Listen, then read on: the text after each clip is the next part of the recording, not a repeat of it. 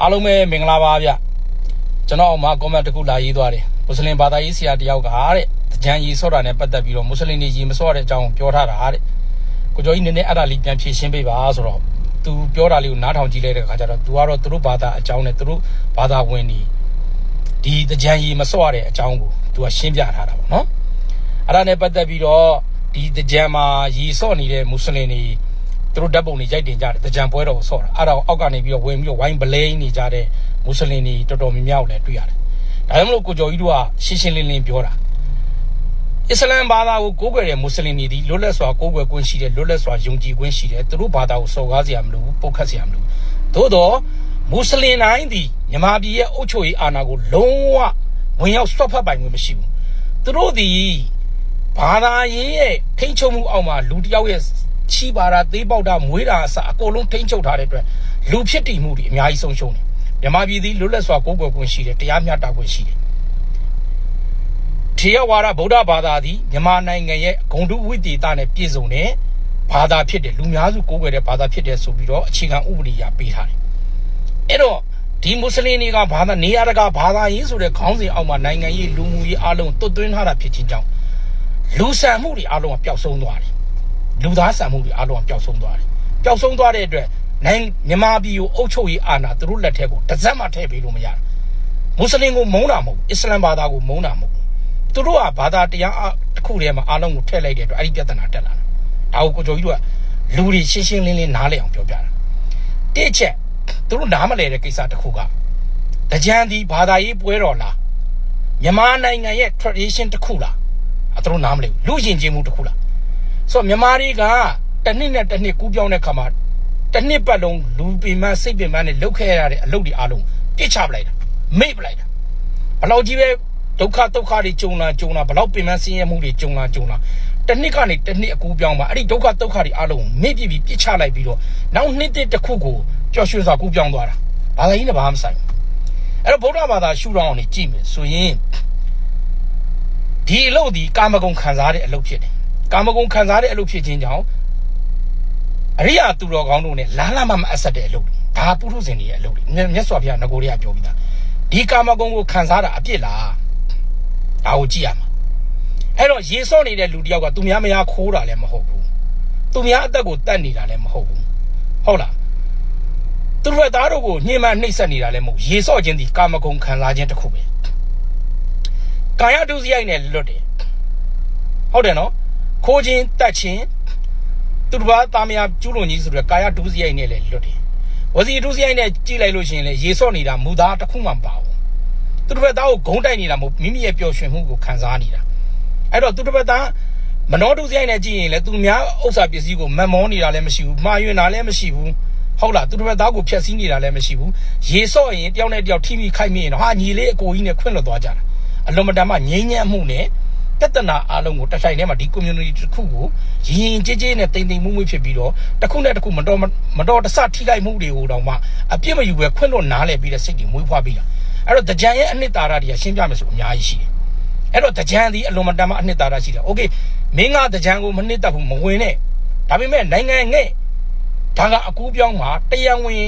်အတိအမှတ်ပြုထားတဲ့ဥပဒေကြောင်းနဲ့အတိအမှတ်ပြုထားတဲ့ဒီရက်ကနေဒီရက်တော်တွင်မှာနှစ်တစ်ကူကြံရေစော့တဲ့ပွဲဖြစ်တယ်လို့တတ်မှတ်ထားတာဖြစ်ခြင်းကြောင့်မင်းကရေမစိုးကြည့်ဘူးရေမကြိုက်ရင်အိမ်ထဲမှာနေအပြင်မထွက်နဲ့ရေစော့နေတဲ့လူတွေကိုဗလိမ့်ပိုင်ခွင့်မရှိဘူးဥပဒေကြောင်းရသူတို့ရပိုင်ခွင့်ရှိတဲ့အခွင့်အရေးဟုတ်တယ်နော်တရားမျှတမှုတွေလွတ်လပ်ခွင့်တွေဆိုတာအဲ့ဒါကိုပြောတာအဲ့တော့ဘာသာတရားတစ်ခုအောက်ကနေပြီးတော့ဘာသာတရားရှုထောင့်အောင်နေကြည့်လိုက်လို့ရှင်ဒါကမတင်တော့ဘူး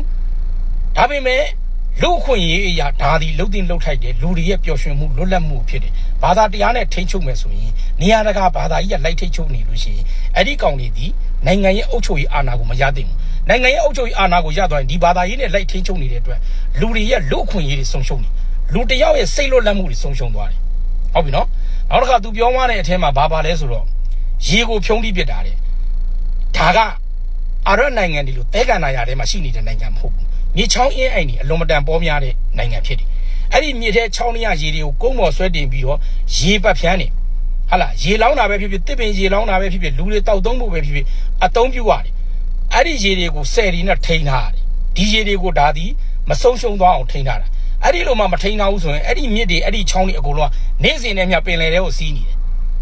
မင်းတို့မဖြုံးတီးလေသူ့ဘာသူဖြုံးတီးပြပြီးတော့သူပင်လေတွေကိုအကုန်လုံးပြစ်ထည့်နေတာမင်းတို့သုံးညင်ယူသုံးမင်းတို့ဖြုံးညင်ယူဖြုံးဆိုပြီးတော့တဘာဝတရားကြီးပေးထားတာမြန်မာနိုင်ငံကိုတဘာဝတရားကြီးအေယာဝတီမြစ်တွေဟလားချင်းလွင်မြစ်တွေတန်လွင်မြစ်တွေစသည်မြစ်တွေချောင်းတွေအများကြီးနဲ့တဘာဝတရားကြီးမြစ်တာလက်ဆောင်ပေးထားတာမြန်မာနိုင်ငံကိုမင်းတို့သုံးညင်တယ်လို့သုံးလို့ရတယ်မင်းတို့ဖြုံးညင်တယ်လို့ဖြုံးလို့ရတယ်မင်းတို့မသုံးဘူးမဖြုံးဘူးဆိုရင်ငါပင်လေတဲ့အကုန်ခလွတ်ပစ်လိုက်မှာဆိုပြီးတော့သူ့ဘာသူအမြဲတမ်းစီစဉ်နေတာအဲ့ဒါကိုတကြံရီဆော့တော့ဖြုံးတယ်လို့ပြောတဲ့ဟိုကမင်းတို့ရဲ့ knowledge ကိုမင်းတို့ပြန်စဉ်းစားတင်တယ်ရေရှားတဲ့နေရာတွေကိုပို့ကျင်တယ်ရေရှားတဲ့တချို့နေရာတွေမှာရေရှားတယ်လို့မင်းတို့အကြောင်းပြချက်ပေးချင်ပေးလို့ရတယ်ရေရှားတဲ့အရက်ဒေသမှာရှိတဲ့လူတွေကမိမိတို့မှာလွတ်တော်အမတ်တွေရှိတယ်အဲ့ဒီကောင်တွေကိုခိုင်းစားနိုင်ငံရေးအမတ်တွေရှိတယ်လွတ်တော်တွေဝင်ကြီးတွေရှိတယ်အဲ့ဒီကောင်တွေကမင်းတို့ကိုးကွယ်စရာတွေမဟုတ်ဘူးမင်းတို့ရဲ့အရှင်သခင်တွေလည်းမဟုတ်ဘူးမင်းတို့ခိုင်းစားရမှာလေဟဲ့ငါတို့ရှိမှရေးမရှိဘူးနိုင်ငံတော်ကဘတ်ဂျက်ဘယ်လောက်ချပေးမလဲငါတို့ကဘယ်လောက်ထည့်ဝင်ရမလဲငါတို့ဒေသမှာ10မြောင်းကနေပြီးတော့10ကနေပြီးတော့ငါတို့ရှိကိုမြောင်းနေနဲ့တွေ့ပြီးငါတို့ရေးလို့ခြင်းနဲ့တောက်ရည်ဒါမျိုးလုပ်ရမှာကိုအကျိုးစီးပွားကိုလုပ်ရမှာဟုတ်လားအဲ့တော့ဒီလိုအတွေးခေါ်မျိုးတွေမရှိတဲ့ခါကျတော့ဒီလိုအတွေးခေါ်မရှိတဲ့ဘာသာတရားတစ်ခုကတိုက်ပြီးဒီမြန်မာပြည်ကိုတက်အုပ်ချုပ်လို့မရဘူးအဲ့တော့အုပ်ချုပ်ရေးအာဏာထဲမှာလွတ်တော်အမတ်တော်မွတ်စလင်တွေလုပ်လို့မရဘူးဆိုအဲ့ဒါကိုပြောတာ brain တွေးခေါ်မှုစဉ်ဆိုင်ရာတွေကအလွန်မတန်ညံ့ဖျင်းလွန်အားကြီးလို့ပြောပြတာဟုတ်ပြီနော်နောက်တစ်ခါကျတော့မိန်းကလေးတွေရေးစောတဲ့ခါမှာမိန်းကလေးတွေရဲ့ကောက်ကြောင်းပေါ်တဲ့ခါမှာတစ်ဖက်မှာဘလို့ဖြစ်တယ်ညာမိန်းကလေးရဲ့ဆိုတော့အဲ့ဒီထဲဟွာလीစဉ်းစဉ်းစားစားကြည့်လိုက်မင်းတို့တကူလုံးဘူကာချုံလားလေတိုက်အဲ့ဒီမိန်းကလေးရဲ့ကောက်ကြောင်းမပေါ်ဘူးလားအဲ့ဒီကောက်ကြောင်းမြင်လိုက်နှာဘူးထားတယ်ဆိုတာကယောက်ျားလေးကနှာဘူးထားလို့နှာဘူးထားတာကိုနှာဘူးထားမှုကိုထင်ရမှာနောက်တစ်ခုကရေစုံနေတဲ့မိန်းကလေးတယောက်ကိုရေဆော့နေတဲ့ယောက်ျားလေးတယောက်ကနှာဘူးထားဖို့အချိန်မရဘူးဒါကရေဆော့ဘူးတဲ့ယောက်ျားတိုင်းသိတယ်ဘာဖြစ်လို့ဆိုသူကကခုံပျော်မြူးနေရတာဖြစ်တဲ့အတွက်သူ့ရဲ့အာရုံကတေးဂီတာတွေထဲမှာရောက်နေတယ်ပျော်ရွှင်စွာကခုံနေရတဲ့အထဲမှာရောက်နေတယ်အဲ့ဒီမိန်းကလေးကလှလားမလှလားသူစိတ်မဝင်စားနိုင်ဘူးဘသူတွေကစိတ်ဝင်စားလဲဆိုတော့ရေမပတ်ဖက်နဲ့ထိုင်ပြီးကြည့်နေတဲ့ကောင်တွေကအမြည်ထိုင်စားနေတာအဲ့ဒီမိန်းကလေးတွေကိုထိုင်ကြည့်ပြီးသူကသူတဏှာစိတ်ကနိုးကြနေတာဟုတ်လားယောက်ျားတယောက်ရဲ့တဏှာဆိုနိုးကြမှုကမိန်းမတယောက်ကမှမဟုတ်ဘူးခွေးမတယောက်ကဖင်ဆူနေတာမြင်ယုံနှာဘူးထားတယ်အဲ့ဒါကိုသွားပြီးတော့အဲ့ဒီခွေးမကိုသွားပြီးတော့အဝစ်ချုံပေးထားလို့မရဘူးခွေးမတိုင်းနေမှာပဲဟုတ်လားအဲ့ဒီလိုပဲမိန်းကလေးတယောက်ကိုအဝစ်ချုံပေးလိုက်တာနဲ့ယောက်ျားတွေရဲ့နှာဘူးကိုထိန်းလို့ရတယ်ဆိုတော့အတွေးခေါ်တော်တော်ကိုညံပြင်းလုံးလို့ဖြစ်တာဟုတ်လားကိုယ့်ရဲ့နှာဘူးထားတဲ့စိတ်ကိုကိုယ့်ကိုထိန်းရမှာအပေါက်မြင်စွတ်ချင်တဲ့ကောင်ကမုတ်လက်ကောက်တဲ့တောင်မရှောင်ဘူးအဲ့ဒါကိုထိန်းသိမ်းနေဆိုတော့ယောက်ျားတယောက်ရဲ့ဆွမ်းအားတတ္တိမိန်းကလေးကိုအဝစ်ချုံပေးရမှာမဟုတ်ဘူးယောက်ျားတယောက်ကကိုစောင့်ထိန်းရမှာငါကစောင့်ထိန်းနိုင်တယ်ဆိုတဲ့ဆွမ်းအားတတ္တိရှိရတယ်အဲ့တော့ဒီတဲ့ကြီးကြီးကျယ်ကျယ်တွေပြောရလို့ရှိရင်မိန်းမတယောက်တက်ခွာရင်တော့မှယောက်ျားတယောက်ကကိုငါယောက်ျားဒီလောက်ကမလှုပ်သိမ့်ဘူးဆိုတဲ့အတွေးခေါ်မျိုးထိန်းနိုင်တဲ့ယောက်ျားမျိုးဖြစ်အောင်ကြိုးစားရတယ်အဲ့ဒါယောက်ျားတယောက်ရဲ့ဆွမ်းအားတတ္တိဟုတ်လားအဲ့တော့ယောက်ျားရဲ့တယောက်ရဲ့ဆွမ်းအားတတ္တိကိုမမြင့်တင်မဲနဲ့မိန်းမတယောက်ကပိုင်ဆိုင်ထားတဲ့အလှတရားကိုဖုံးပြစ်မယ်ကွယ်ပြစ်မယ်ဆိုတာကဒီဘက်ယောက်ျားမှာဆွမ်းအားတတ္တိမရှိဘူးကိုခန့်ဆွမ်းအားညံ့ဖျင်းနေဆိုတဲ့အဖြေကိုထွက်တယ်ဟုတ်ပြီနော်အဲ့တော့တကြံဒီဘာသာရေးပွဲလန်းတပင်မဟုတ်ဘူးဘာသာရေးပွဲလန်းတပင်ရဥပုသ်စောင့်နေနဲ့စောင့်လို့ရတယ်တရားစခန်းဝင်နေနဲ့ဝင်လို့ရတယ်အလှူဒန်းနေလှုပ်ချင်နဲ့လှုပ်လို့ရတယ်တိတစ်ကိုတစ်ခုကိုကူးပြောင်းတာအဲ့ဒီကူးပြောင်းတဲ့ပွဲမှာကောင်းမှုကုသိုလ်နေနဲ့သွားခြင်းလည်းရတယ်ပျော်ပျော်ရွှင်ရွှင်ဖြတ်သန်းခြင်းလည်းရတယ်အဲ့ဒါကိုဘာသာရေးတရားတစ်ခုနေနဲ့မလှုပ်ရဘူးဆိုတဲ့ဒီနိုင်ငံရဲ့ဥပဒေဒီနိုင်ငံရဲ့ဖြစ်တည်မှုကိုမင်းတို့လက်မခံတာရှင်းတယ်နော်မင်းတို့ကိုယ်၌ကိုကမင်းတို့ဘာသာတရားတစ်ခုနဲ့ငါတို့မြန်မာပြည်ရဲ့ဖြစ်တည်မှုတစ်ခုကိုမင်းတို့လက်ခံနိုင်တဲ့စွမ်းအတ္တိမရှိတာအဲ့ဒါအကြောင်းမလို့ကိုကျော်ကြီးကရှင်းလင်းပြတ်သားတဲ့စကားတွေပြောတာအစ္စလမ်ဘာသာဒီလွတ်လပ်စွာကိုးကွယ်ခွင့်ရှိတယ်မြန်မာပြည်ရဲ့အခြေခံဥပဒေရလွတ်လပ်စွာကိုးကွယ်ခွင့်ပေးထားတဲ့ဘာသာတရားတစ်ခုဖြစ်တယ်သို့တော့မြန်မာပြည်ရဲ့အုပ်ချုပ်ရေးအာဏာကိုလားမအဆက်တဲ့ဘာသာတရားတစ်ခုဖြစ်တယ်ဘာဖြစ်လို့လဲဆိုတော့အခြေခံဥပဒေရလူတယောက်ရဲ့ရပိုင်ခွင့်တွေတရားမျှတမှုတွေကိုဘာသာရေးနဲ့ထိန်းချုပ်မဲ့နိုင်ငံရေးသမားတွေထွက်လာမှာမဟုတ်လို့ဒီလူတွေကလူဆွမ်းအားအရင်းမြစ်ကိုဖျက်ဆီးပြစ်မဲ့လူတွေမဟုတ်လို့နိုင်ငံရေးရဲ့အုပ်ချုပ်ရေးအာဏာကိုမွတ်စလင်ဘာသာဝင်ဘယ်ဘာသာဝင်မှာနိုင်ငံရေးအုပ်ချုပ်ရေးအာဏာကိုတစ်စက်မှမရအောင်လုပ်ရမယ်ဒါဒီကိုကျော်ကြီးတို့ရဲ့အမျိုးသားရေးတစ္ဆာဒိဋ္ဌာန်ဖြစ်တယ်ဟုတ်ပြီလား